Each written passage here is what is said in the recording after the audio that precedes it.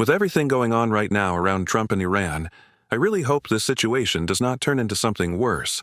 But moments like this have a way of making certain kinds of knowledge feel a lot less old-fashioned. And one of them is the kind of backyard food-growing knowledge American families once treated like a survival skill. And I do not mean that in some cozy, nostalgic, look-how-simple-life-used-to-be way. I mean there was a time in this country when ordinary families were taught how to grow food because it made them more secure, more useful, and a lot harder to shake.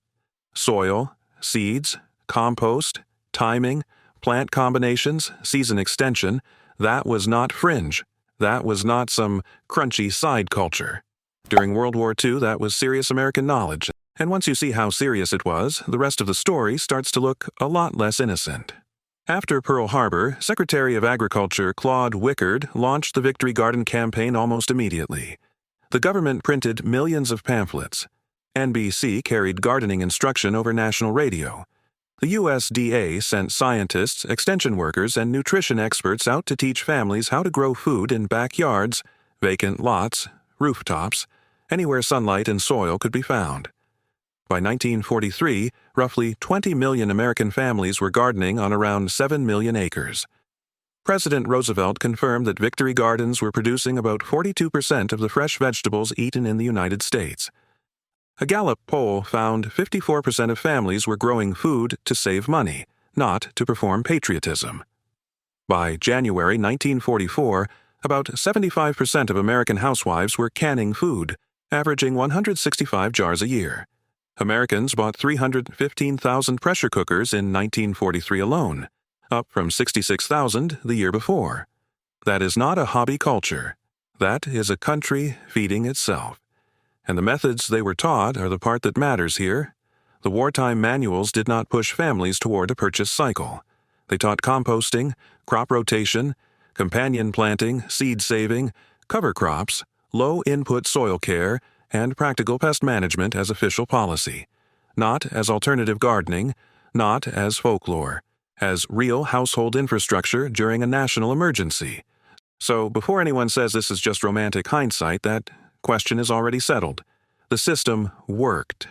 It worked under pressure, it worked at scale, and it worked well enough that millions of families trusted it with real food, real shortages, and real money.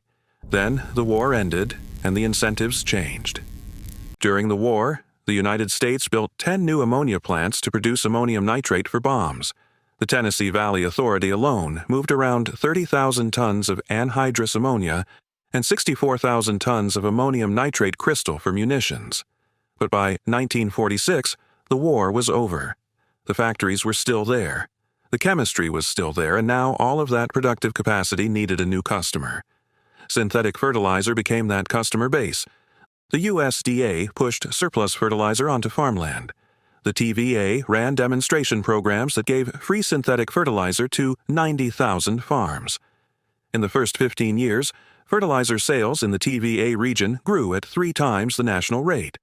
U.S. fertilizer consumption went from about 2 million tons in the late 1940s to 24 million tons by 1981.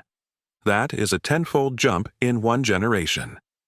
Today, the global fertilizer market is worth around $200 billion a year. Just 4 corporations control about 75% of domestic fertilizer production in the United States. Between 2020 and 2022, those companies saw profit increases that ran as high as 1,500%, while their costs rose less than 50%. That kind of money does not sit quietly beside a culture of household self-reliance. It crowds it out. Because every time a family learns how to hold moisture with residue, grow fertility in place, save seed, or build soil biology instead of buying another intervention, that family becomes a little less useful to an industry built on recurring dependence. And once that purchase cycle becomes normal, the old knowledge does not even have to be officially banned. It just has to be made to feel old, messy, unsophisticated, or unnecessary. Meanwhile, the consequences keep piling up. The Gulf of Mexico dead zone linked to fertilizer runoff measured about 6,700 square miles in 2024, roughly the size of New Jersey. More than 400 dead zones now exist worldwide. Only about 35% of nitrogen fertilizer applied to crops is actually taken up by plants. The rest escapes into air and water. agricultural runoff remains the leading cause of water pollution in American rivers and streams. So we ended up with a system that trains people to buy more, leak more, and remember less. And that is why these old methods matter. Not because they are quaint, because they describe how living soil actually works. Healthy soil is not just dirt plus nutrients. It is not an empty medium waiting for a product to rescue it. It is a living cycle. Organic matter stays in motion. Fungi connect roots to resources. Bacteria process what falls to the surface. Worms build channels. Plant roots feed the underground life that later feeds the plant back. Moisture, structure, biology, and time are working together all at once. When that system is intact, the garden starts carrying more of its own weight. When you keep breaking it, you get a bed that constantly needs another purchase to stay functional. That is the real divide here. A living system that compounds, or a consumer system that resets. So let's get into the first layer of what they taught. Chop and drop. A lot of people still end the season by stripping a bed clean. Tomato vines get yanked out. Bean stems get hauled away. Squash leaves go into bags. Everything gets cleared down to bare dirt because bare looks neat, and neat reads as responsible.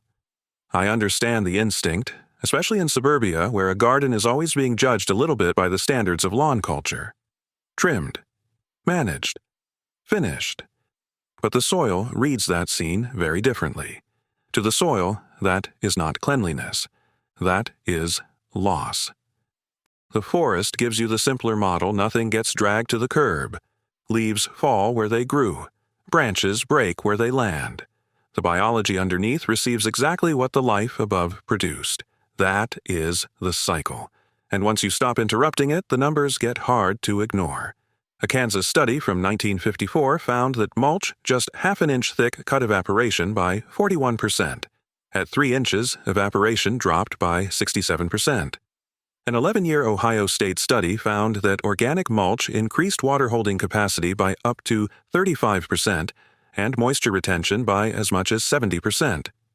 A 10-year study in Inner Mongolia found that leaving crop residue on the soil surface increased yields by 14% and water use efficiency by 13.5%.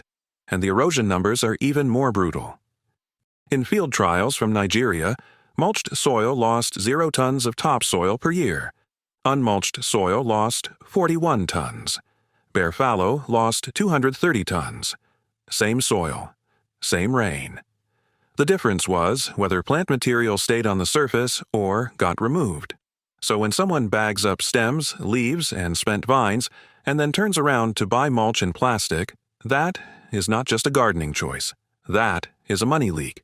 You already grew the cover your soil needed. You already grew the moisture-saving layer. You already grew part of the erosion control. Then you hauled it away. Cut the tomato at the base and leave the root in.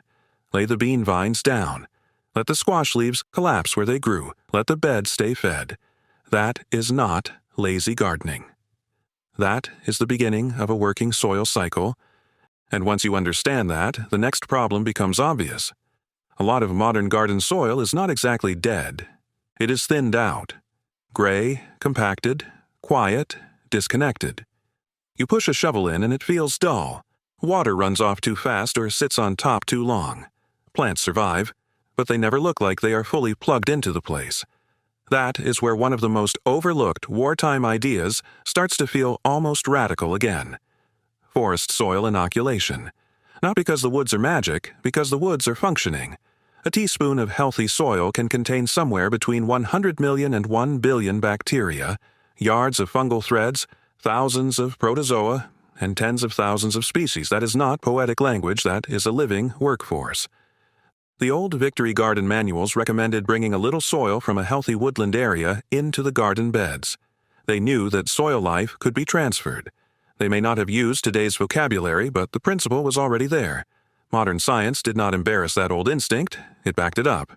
In 2016, researchers at the Netherlands Institute of Ecology published a study in Nature Plants showing that when they applied a very thin layer of donor soil, less than 1 centimeter, from healthy grassland or heathland onto farmland that had been chemically managed for nearly 60 years, the microbes did not just improve the soil. They changed the direction of the whole ecosystem. Within 6 years, plant communities shifted, soil invertebrates returned, and the restoration trajectory changed. In 2023, researchers at the University of Wisconsin published work in Science showing that trees inoculated with microbes from climate-matched sites were at least 50% more likely to survive severe stress, and those transplanted microbes were still detectable in the roots 3 years later. That is not a boutique gardening hack. That is a documented reminder that biology can be restored, and that once it comes back, it starts changing everything around it. And that leads straight into the underground partnership most people have never really been taught to think about: mycorrhizae. Around 80% of land plants form partnerships with underground fungi. The plant sends sugars down into the root zone. The fungi extend outward through the soil, reaching water, phosphorus, nitrogen, and trace minerals that roots alone would reach more slowly or not at all. A 2024 meta-analysis covering 187 studies found that mycorrhizal fungi increased phosphorus uptake by 105%, nitrogen uptake by 67%, and overall plant biomass by 47%. In wheat, these fungi can deliver 50 to 80% of the plant's phosphorus, even when there is no dramatic visible difference above ground. Globally, mycorrhizal networks are estimated to help sequester around 5 billion tons of carbon a year, so when a garden looks alive, that life is not only in the leaves. A lot of it is happening in the handshake below. And a lot of modern habit works directly against that handshake. Heavy tillage shreds fungal threads that took months to build. Long stretches of bare soil starve the organisms that rely on living roots. High-phosphorus synthetic fertilizer can suppress mycorrhizal colonization because the plant starts leaning on the bag instead of maintaining the partnership. Fast convenience on the surface, weaker biology underneath, that is what makes no-till mound planting so important. For a long time, indigenous growing systems that avoided plowing were treated as primitive by people who confused force with intelligence. But research keeps circling back to what those growers already understood. Soil structure is not improved by being ripped open over and over. Mounds warm earlier in spring. They drain better around seeds. They allow roots to enter a biologically active zone that has not just been shredded for the sake of looking worked. Below the surface, fungal threads, worm tunnels, aggregates, and microbial communities remain more intact. And look at what the alternative has done. The Midwest has lost around 57 billion metric tons of topsoil in roughly 160 years of plow agriculture. Iowa's topsoil was once 14 to 16 inches deep in many places when prairie was first broken. Roughly half of that is gone. Current erosion rates run about 25 times faster than soil forms. A University of Massachusetts study found that nearly a third of the Corn Belt, around 30 million acres, has completely lost its carbon-rich topsoil layer. That is not stewardship. That is extraction, dressed up as modernity. And once you understand that, you stop admiring the visual drama of freshly turned soil. You start asking a harder question. Why are we so attached to methods that look active? When the long-term result is a weaker system underneath, then there is another thing the old framework understood far better than modern garden retail culture does. Diversity is not decoration. Diversity does jobs. That is where companion planting comes in. And I do not mean the fluffy version of companion planting where everything just looks charming on a seed packet display. I mean functional diversity. Marigolds near vegetables because their roots can suppress nematodes and their flowers draw beneficial insects. Basil near tomatoes to help confuse and repel certain pests. Nasturtiums acting as trap crops, so aphids colonize them instead of your brassicas.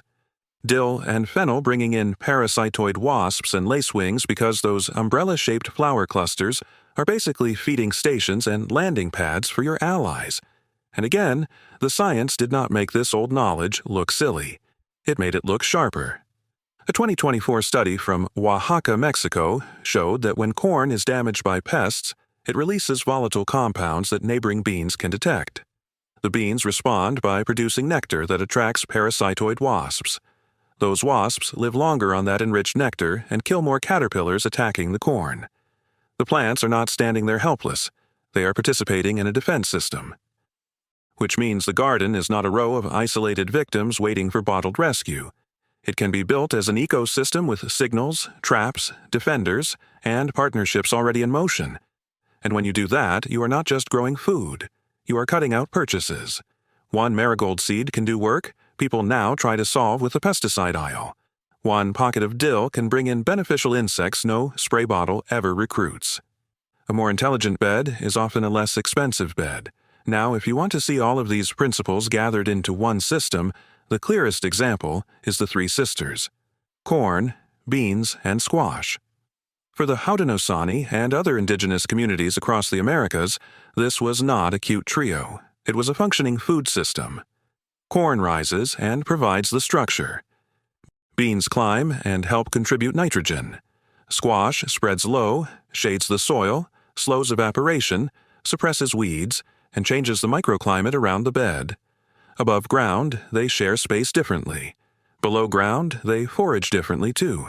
Instead of one crop pulling in one narrow pattern, you get layered use, layered return, layered protection. Cornell scholar Dr. Jane Mount Pleasant found that Three Sisters plots can yield more than 12 million kilocalories per hectare, along with 349 kilograms of protein, enough to sustain more than 13 people per hectare per year. Iowa State research done with 4 Native American nations found that these polyculture plots produced 28 to 53% more food per unit of land than the same crops grown separately. The same work measured a 24% increase in soil biological activity and 54% less nitrate loss. Penn State research showed why the system works below ground, too. Maize roots forage shallowly, beans explore more of the vertical profile, and squash adjusts based on phosphorus availability. They are not all fighting over the same strip of soil in the same way. They are partitioning the space. That is design. That is performance. And it tells you something the monoculture mindset keeps trying to hide. Productivity does not always come from simplification. Sometimes it comes from relationship. Sometimes the strongest system is the one where each part solves a problem for the others. That is why I do not think of these as 12 old hacks. I think of them as the remains of a buried American soil system, a system that was documented, taught, tested, used in wartime, and then pushed out by an economy that made far more money selling repeated dependence than teaching resilience close to home. Keep the residue in place. Restore biology. Protect the fungal handshake. Stop tearing the soil open just to make it look worked. Let plant diversity do real labor. Build beds where cooperation reduces cost, reduces fragility, and makes the whole thing carry more of itself. That is not nostalgia. That is a household strategy. And honestly, that is what makes this feel so current to me right now. When Trump and Iran are everywhere you look and people can feel how quickly the mood of the world can turn tense again, a backyard starts looking different. Soil starts looking different. The old question comes back. What knowledge helps a household stay steadier when systems around it feel less steady? This kind does. It will not fix the whole world. I know that. But it can make a family harder to break. It can reduce how often the answer is another purchase. It can bring food knowledge back into the yard, back into the season, back into the hands of ordinary people. And if this kind of topic matters to you, hit the bell and subscribe. Because I want to keep unfolding the side of this story that goes even further, the part where gardens stop acting like needy projects and start carrying more of their own fertility, their own timing, and more of their own future. The side where a few dollars of seed can do work people now solve with repeated fertilizer purchases. The side where a garden stops resetting every season and starts compounding. So if you want that, subscribe, and I'll keep digging.